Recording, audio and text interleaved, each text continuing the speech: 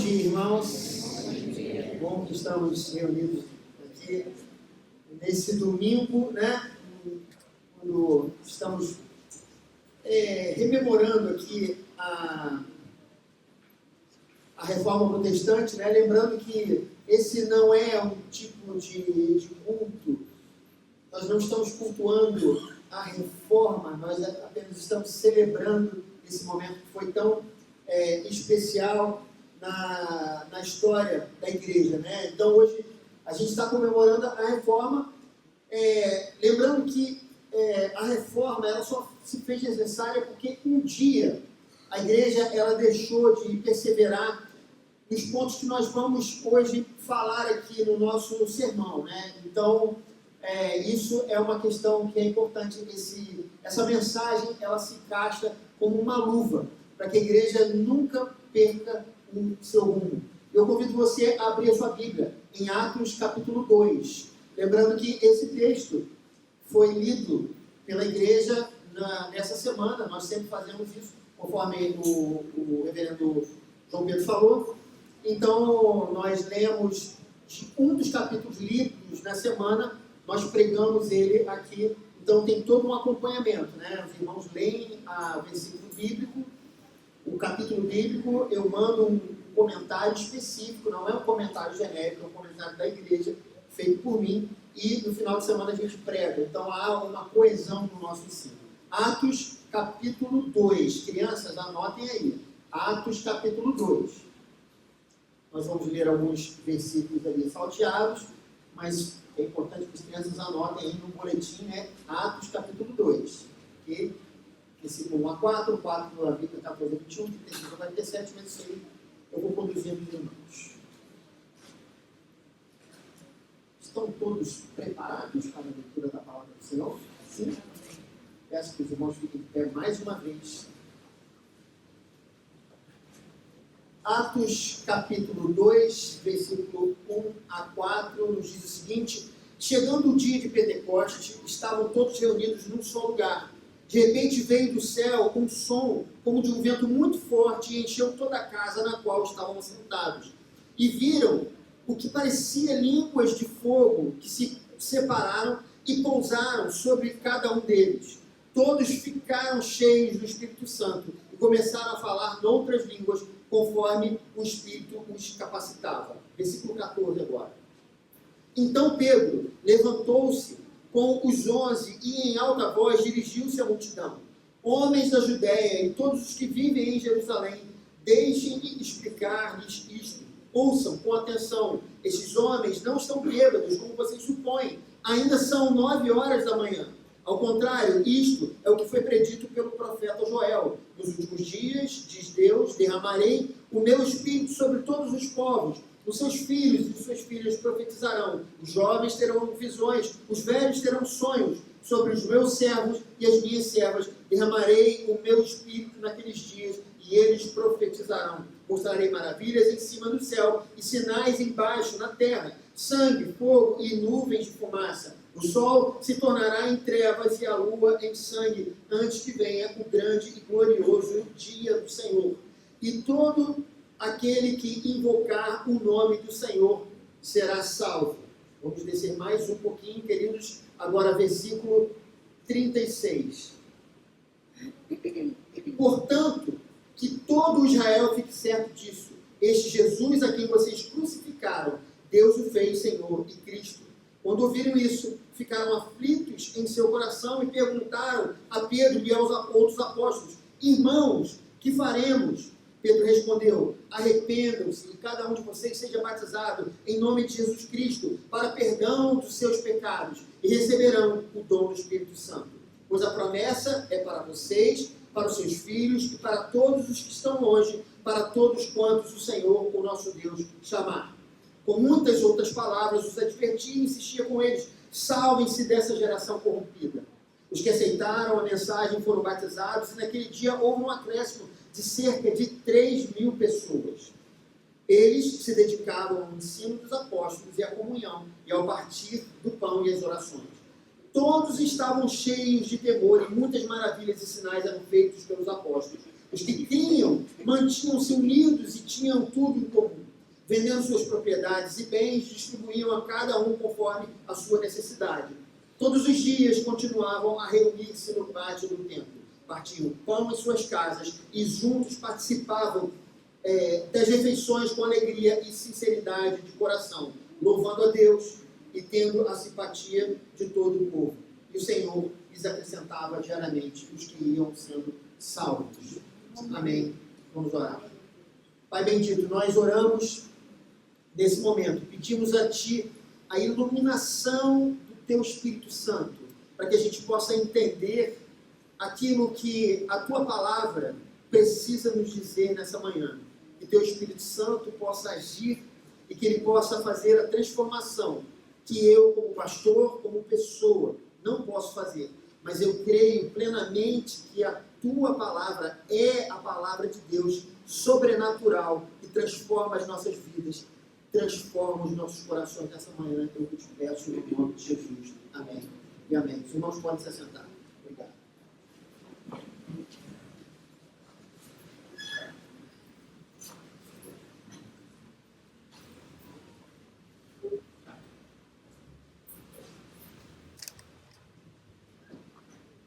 Queridos, que impacto esses primeiros irmãos eles tiveram, né? Jesus, o Filho de Deus, ele esteve entre nós. Nós falamos disso desde que a gente conhece a nossa fé, a gente fala sobre que Jesus esteve entre nós, ele viveu entre nós, depois ele morreu de forma dramática, mas surpreendentemente ele ressuscitou. E aquelas primeiras pessoas que participaram, elas foram testemunhas dessa realidade na qual nós cremos, mas nós não vimos. Eles viram. E por conta do testemunho deles, para nós, queridos, isso não é uma história de carochinha, isso não é um mito. O Filho de Deus esteve entre nós e nossos irmãos viveram e testemunharam essa realidade. Queridos, a igreja era um fenômeno inédito na história. Aquilo não era uma continuidade de uma antiga religião, não era a evolução, por exemplo, do judaísmo. Deus ele estava estabelecendo uma nova aliança com o seu povo. E é por isso que o que aconteceu ali é tão vital. O Espírito Santo ele desceu sobre os seus discípulos que se reuniam no templo de Jerusalém. E a partir daí, homens simples, sem instrução, eles se encheram de coragem e começaram a pregar a ressurreição de Cristo, algo que eles viram, que eles testemunharam. Pessoas comuns, queridos, como eu e você, eles pregaram o Evangelho com toda a paixão e autoridade. O poder de Deus, ele agia sobrenaturalmente naqueles irmãos. E o próprio texto nos diz que por volta de 3.000 pessoas se converteram após a pregação de Pedro, ali naquele momento do Pentecostes. Essa igreja, ela tinha a certeza da volta de Jesus Cristo, porque elas viram diante dos seus olhos o Senhor subir. Estava ali diante deles quando o Senhor foi elevado aos céus, e eles não duvidavam em nenhum momento que ele voltaria. Eles experimentaram algo que poucas vezes foi visto na história posterior da igreja. Uma unidade, uma comunhão, uma fé que, quando a gente lê esse capítulo 2, nós ficamos até hoje muito impactados. E hoje, queridos, eu gostaria de abordar algumas marcas importantes que havia naquela igreja. Algo que é necessário para nós nos dias de hoje. Marcas que, se observadas, nos manterão imunes aos desvios e pecados vistos na história da igreja no decorrer do século. Queridos, Lucas, que foi o autor desse livro, ele nos informa no verso 42 que eles se dedicavam ao ensino dos apóstolos e à comunhão e ao partir do pão e às orações. A palavra do grego usada por Lucas é proskartereuntes, e ela foi traduzida na nossa NVI, conforme nós lemos, como se dedicavam, mas ela também pode ser traduzida como perseveraram, como diz na revista I Atualizada, que Traduzindo dessa forma, e perseveravam na doutrina dos apóstolos, na comunhão, no partir do pão e nas orações. Perseverar. Ou seja, esses irmãos, eles foram perseverantes. E é isso que eu quero, queridos, nessa manhã abordar com vocês. Há um segredo, há uma fórmula, há uma maneira de sermos relevantes para a nossa geração. Uma geração corrompida pela maldade, violência, pela licenciosidade. Uma geração que rejeita o Criador. Uma geração que certamente poderia mais uma vez crucificar Jesus Cristo se tivesse a oportunidade. Perseverança é a palavra. Foi esse o grande diferencial da igreja primitiva. O diferencial para que fossem relevantes para a sua geração. E queridos, para que a nossa igreja hoje seja relevante nos nossos dias, em primeiro lugar, é necessário perseverar no ensino dos apóstolos. Queridos, em 1983, daí você vê como eu não sou tão novinho assim, né? Eu me lembro de ter, no início da tarde, ter chegado aqui da escola, né? E aí, era um momento onde eu almoçava e também ouvia algumas músicas, né? Eu ouvia os meus discos, um aparelho 3 em 1 da Sony que meu pai havia comprado, né? E eu lembro de, nessa tarde, ouvir a bateria. Para quem não sabe, eu sou músico também, sou baterista, sou músico há mais de 40 anos, né? E foi a primeira vez que eu ouvi a bateria se destacando nos meus ouvidos, né? Eu tinha 13 anos de idade. E ali, queridos, a partir daquele momento, eu desenvolvi uma paixão, né, por esse instrumento. Mas o que é interessante, né, o nosso professor aqui sabe também, nosso maestro, que na época não havia tantas escolas de música assim, havia pouca informação, e tudo que nós tínhamos, quando nós queríamos estudar assim, de verdade, né, e nós estávamos fora dos grandes centros, era fotocópias de determinados materiais, manuais, e a gente ouvia os discos, porque era isso que a gente tinha. E, queridos, quem queria de fato se aperfeiçoar, né, para saber as últimas novidades dentro da música, ela tinha que estudar numa grande universidade fora do país. E muitas pessoas, por exemplo, iam para Berkeley estudar lá, que era um dos meus sonhos quando eu era jovem, né? Queridos, hoje tudo é mais fácil, né? A internet, ela revolucionou a maneira como nós aprendemos tudo. Então, hoje não é mais necessário você ir para um lugar para você descobrir técnicas avançadas sobre o instrumento, porque elas estão disponíveis a um clique no nosso celular. É impressionante. Qualquer técnica avançada que eu queira sobre bateria, que eu queira saber, é só eu digitar que eu vou encontrar. A informação, ela se democratizou, e com isso também, não somente as técnicas deixaram de ser segredo, mas também muita informação incorreta passou a veicular nas redes. E algumas dessas informações, algumas técnicas equivocadas, erradas, elas podem até nos causar danos se a gente não tiver um certo cuidado. Porque existem muitas informações que também não são confiáveis na rede. Mas isso, queridos, não é só na música. Antes, se para ouvir uma pregação você tinha que estar numa igreja, hoje, qualquer igreja, com qualquer tipo de teologia, seja boa ou ruim, está dentro do seu smartphone. Mas não só isso, você ouve uma série de novos artistas na música, novas séries, novos filmes, vários e vários livros, e tudo isso está sendo lançado, queridos, a cada dia. Quando você abre YouTube, tem cada vez mais coisas sendo apresentadas a você, e toda essa enxurrada de informação tem invadido as nossas casas e os nossos celulares. Há um dilúvio de todo tipo de pensamento e opiniões nas redes. E a maioria desses pensamentos estão em completo desacordo com as nossas convicções de fé. Muitas vezes nós já sabemos disso, mesmo assim, nós continuamos relutantes em fazermos as nossas devocionais diárias. Continuamos relutantes em ler o comentário bíblico, por exemplo, esse que eu envio todos os dias. Continuamos relutantes em trazer os nossos filhos à igreja. Continuamos resistentes em criar uma atmosfera de educação bíblica para eles, queridos. E o pior, às vezes nós permitimos que até eles sejam invadidos por essas filosofias que nós podemos chamar que são filosofias do anticristo.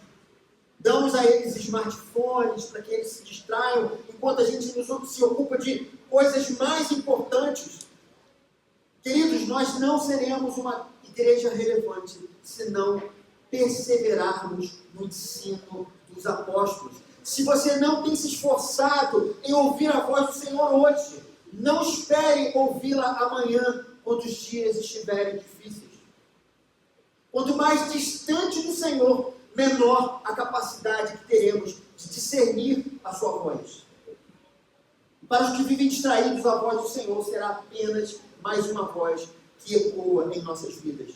Queridos, eu não estou dizendo que você tem que ser uma pessoa radical, que você tem que pegar a sua Netflix e tem que cancelar ela, que você tem que parar de assistir os seus canais de culinária, né, ou de viagem, né, conforme eu mesmo faço no YouTube, né, ou quebrar aquele seu iPhone novinho que você tirou lá da Casas Bahia, você está pagando lá 36 prestações daquele, né, não estou falando para você quebrar o seu pobre coitado do iPhone, passar a usar aquele orelhão que não funciona em frente à sua casa, né, ninguém mais usa aquilo, nada disso, queridos.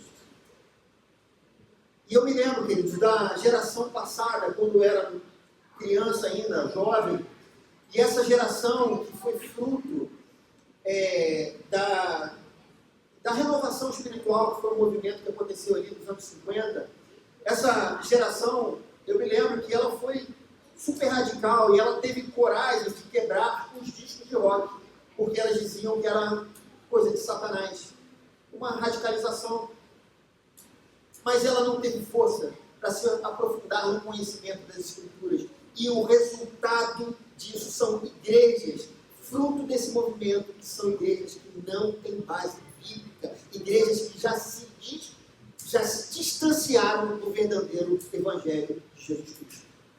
Provérbios 19:2 nos diz: não é bom ter zelo sem conhecimento, nem ser precipitado e perder o caminho. Irmãos, eu não estou convidando ninguém ao radicalismo. O que eu digo é, nós precisamos apurar os nossos sentidos espirituais para que possamos discernir até onde nós podemos ir ou não naquilo que nós vemos e naquilo que ouvimos. E sem o ensino apostólico, isso não será possível. Segundo lugar, queridos, é necessário que sigamos a igreja de Atos, perseverando na comunhão e no partir do pão. Eu, quando era criança, queridos, eu me lembro, parecia que eu vivia, durante uma época da minha vida, eu vivi no século XIX, porque a minha rua, aqui perto, num lugar chamado Marambaia, né, os que me conhecem sabem, né, que eu tem outra dimensão, né, mas esse lugar ele não tinha luz elétrica. Então, era a sensação que eu estava refletindo sobre isso, a sensação que eu tive é que realmente eu vivia no século XIX nessa época, apesar de ser 1970 e pouco para 80 ali, mas essa era a sensação que nós tínhamos, porque era tudo feito com lampião e tal, e você não tinha nada além de um rádio de pilhas, né? E após, queridos, as refeições, acontecia algo que marcou muito a minha família, né?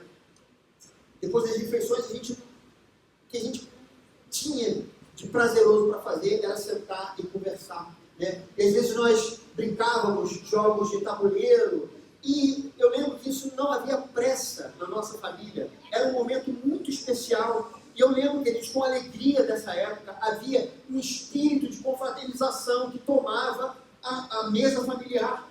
E pensando nisso hoje, queridos, nós nunca, como família, nós nunca quebramos. E eu entendo que aquele momento foi um momento que sedimentou a nossa comunhão familiar. Eu entendo que isso foi algo muito importante. Nós reforçamos os nossos laços naquele período. Queridos, nós precisamos perseverar na comunhão. Só conheceremos nossos irmãos, só criaremos laços profundos com eles se nós estivermos dispostos a compartilhar um pouco de nossas vidas sem pressa. O Evangelho, ele não veio apenas para restaurar a ponte quebrada entre Deus e o homem, ele veio restaurar a ponte destruída que há entre você e o seu próximo. 1 João, capítulo 4, 20 e 21, nos diz o seguinte: se alguém afirmar, eu amo a Deus, mas odiar o seu irmão é mentiroso, pois quem não ama seu irmão, a quem vê, não pode amar a Deus a quem não vê. Ele nos deu este mandamento: quem ama a Deus, ame também seu irmão. E não é só isso, queridos, é pela comunhão que nós aprendemos a partir do pão. Aprendemos a compartilhar um pouco do que nós temos. Às vezes, uma ajuda financeira, mas não só isso. Deus também nos deu dons e talentos, e muitas vezes o objetivo divino é que nós possamos nos ajudar mutuamente nos momentos de dificuldade. Não desmereça ou zombe do seu irmão, ria com ele, mas não ria dele. Ajude-o quando ele não conseguir ser perfeito. Nós estamos aqui para fazer por ele aquilo que Jesus faria se ele estivesse no nosso lugar. E terceiro lugar, queridos, terceiro e último lugar, é necessário que nós sigamos a igreja de Atos, perseverando na oração. Uma igreja que não ora é uma igreja que não se relaciona com Deus. No livro de Atos, queridos, há diversos exemplos dos irmãos orando juntos na igreja primitiva. Por exemplo, no dia do Pentecostes, quando isso aconteceu, eles estavam reunidos orando. Depois, no capítulo 4, 23 a 33, nós lemos isso essa semana. Depois da cura do homem na Porta Formosa, Pedro e João, eles foram perseguidos e a igreja orou pedindo a Deus coragem para que eles continuassem. O poder de Deus veio sobre eles e a oração no final da oração, o chão chegou a tremer. Tal foi o poder de Deus. No capítulo 12, Pedro ele foi libertado da prisão porque os crentes estavam em oração a favor dele. As histórias das igrejas do Novo Testamento, queridos, ilustra a bênção e a necessidade de orarmos juntos. Os irmãos da célula são testemunhas. Ao final de todas as reuniões, nós oramos, nós cantamos, nós partilhamos a palavra, nós partilhamos o pão, nós oramos uns pelos outros e oramos pela nossa igreja. Fazemos isso, queridos, todas as semanas. Na oração comunitária, nós partilhamos as nossas dificuldades, as nossas alegrias, os nossos anseios, os nossos medos, as nossas metas e as nossas vitórias. Ali é o lugar onde nós oramos para que a vontade soberana de Deus possa prevalecer no meio de uma geração corrompida. Queridos, assim que o Espírito Santo desceu sobre a igreja, 3.000 pessoas se converteram na pregação de Pedro. A igreja que persevera na doutrina dos apóstolos, na comunhão, no partir do pão e nas orações, é uma igreja que cresce. Temos visto, queridos, o crescimento da nossa igreja, da nossa comunidade. Nós temos percebido o Espírito Santo com a gente, mas sem perseverança na oração, nós não chegaremos longe. Concluindo, queridos, queria dizer para cada um de vocês que fazem parte dessa igreja, vocês que fazem parte de outra igreja, nós somos a nova geração apostólica. Nós somos responsáveis por apresentar o Cristo ressurreto para a nossa geração. Mas para que isso seja uma realidade, assim como foi para eles, nós precisamos, como eu disse, perseverar na oração. Vamos orar pelos perdidos, vamos orar pelos que sofrem, vamos orar pela paz nas nossas ruas, vamos orar pelo futuro da nossa nação, vamos orar para que a chama do Espírito Santo não se apague em nosso meio. Não só isso, queridos, vamos perseverar na comunhão e no partir do pão. Não deixem de frequentar os cultos. Não menosprezem o poder de Deus que tem se manifestado aqui todos os domingos, não pelos pastores, não pela liderança da igreja, mas pela palavra de Deus que tem sido proclamada aqui nesse culto. Não deixem de partilhar um pouco daquilo que você tem com alguém que está passando por dificuldades. Se esforce para estar junto dos seus irmãos em Cristo. Se esforce para aceitá-lo do jeito que ele é. Esteja presente nas células. Convide os irmãos para a sua casa. Compartilhem juntos as refeições. Desenvolvam profundas amizades com seus irmãos de jornada. Eu tenho estado tão feliz de ver a unidade do grupo de jovens dessa igreja. Como o Senhor tem nos abençoado, queridos, com esse grupo. Continuem perseverantes nesse aspecto, meus irmãos, meus jovens irmãos. E por último, queridos, vamos perseverar no ensino dos apóstolos também. Leiam, vivam e ensinem a Bíblia. Venham aos cultos, tragam os filhos à igreja. Não deixem que eles fiquem com o celular na hora do culto. Estudem a Bíblia em casa. Prestem atenção às pregações. Aceitem com humildade o conselho e a repreensão dos pastores de vocês. Nós estamos com o nosso coração temente a Deus e sabemos que o Espírito Santo tem estado conosco. Nós precisamos ter os nossos ouvidos espirituais abertos. A igreja primitiva, ela compartilhou, queridos, um evangelho real. Eles viviam o que pregavam. Eles foram testemunhas da ressurreição. Por isso, acreditavam que essa era a maneira correta de se viver.